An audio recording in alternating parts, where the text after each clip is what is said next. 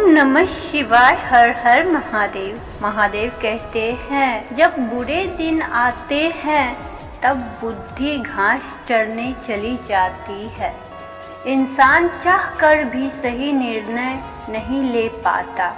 इसलिए तो कहा जाता है कि इंसान बुरा नहीं होता, उसका वक्त बुरा होता है। जब से परीक्षा वाली जिंदगी पूरी हुई है तब से जिंदगी की परीक्षा शुरू हो गई है। आज मुझसे एक नया अनुभव हुआ। अपने ही मोबाइल से अपना ही नंबर लगाकर देखा तो आवाज़ आई, किसी ने क्या खूब कहा है, औरों से मिलने में दुनिया मस्त है, खुद से मिलने की सारी लाइनें व्यस्त है। कोई नहीं देगा तेरा साथ, यहाँ हर कोई खुद में ही मशगूल है। जिंदगी का बस एक वसूल है, यहाँ तुझे गिरना भी खुद है और संभलना भी खुद है। इस संसार में कोई भी तृप्त नहीं है। जब तक कोई चीज़ नहीं मिली तब तक बहुत अच्छी लगती है, मिलते ही अर्थहीन हो जाती है, अभाव में ही आकर्षक है। परमात्मा की मार्ग पर वही निकलता है जिसे यह स्पष्ट हो जाता है कि अपने से बाहर जाकर कोई भी कभी भी सुखी नहीं हो सकता। अपने स्वभाव में रहिए। जितने ही आप खुद से दूर होते जाते हैं उतने ही दुखी होते जाते हैं।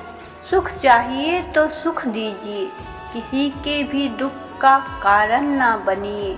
एक चिड़िया ने शिकायत की कि परमात्मा बड़ी मुश्किल से मैंने घोंसला बनाया था, आपने तूफान भेज दिया और मेरा घर उजड़ गया।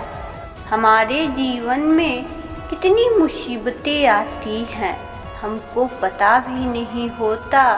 हमारा परमात्मा हमें किस तरह से परेशानी से बचाते हैं।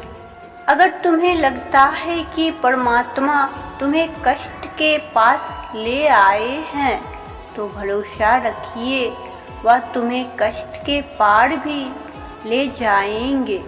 किसी की सहायता करते समय यह मत सोचिए कि भविष्य में वह आपके काम आएगा। बस सहायता करके भूल जाइए, क्योंकि यह आज का भाव ही भविष्य में आपके दुखों का कारण बनता है। जो भी आप कर रहे हैं वह परमात्मा सब देख रहा है, उससे छिपा नहीं है। दूसरे जो कर रहे हैं उसे भी वह देख रहा है। ना ही किसी को बताइए, ना ही किसी को जताइए।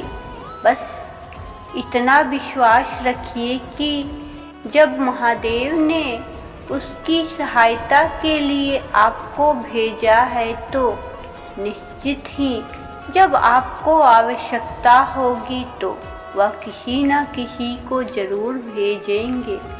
मन की लिखूं तो शब्द रूठ जाते हैं और सच लिखूं तो सब रूठ जाते हैं। जिंदगी को समझना मुश्किल है।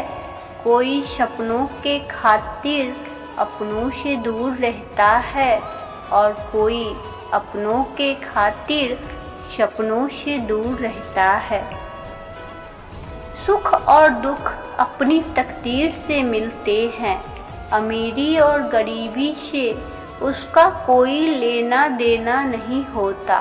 रोने वाले महलों में भी रोते हैं और जिनकी तकदीर में खुशियाँ होती है वह झोपड़ी में भी मुस्कुराते हैं।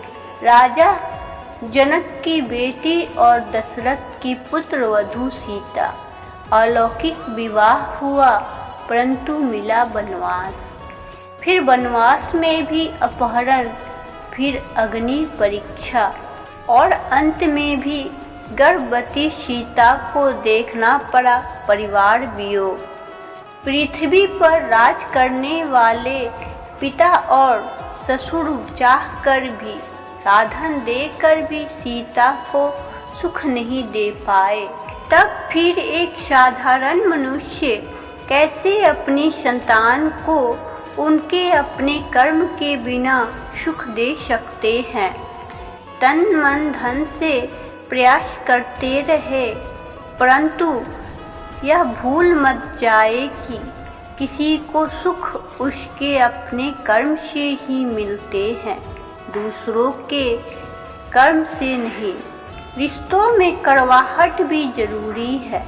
इससे पता चलता है कि कौन साथ रहने को आतुर है और कौन साथ छोड़ने को व्याकुल है।